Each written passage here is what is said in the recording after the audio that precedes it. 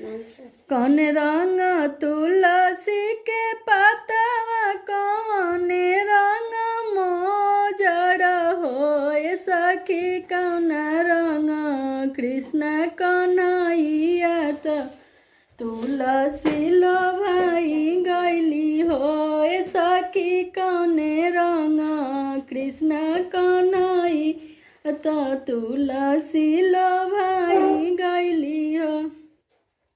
हरे रंग तुलसी के पतवा तो हरे रंग मोजर हो सखी सौरे रंग कृष्ण कन्हैया त तुलसी लो भाई गैली हो सखी सौरे रंग कृष्ण कन्हैया त तुलसी लो भाई गैली हो।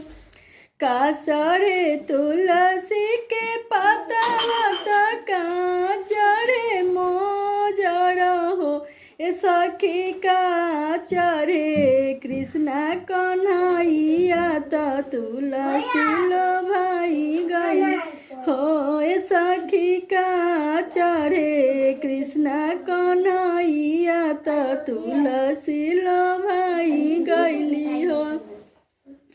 जल चढ़े तुलसी के पतवा तो जले चढ़े मोजर हो सखी माखन चढ़े कृष्ण कन्हैया त तुलसी लो भाई गैली हो सखी माखन चढ़े कृष्ण कन्हैया त तुलसी लो भाई गैली हो।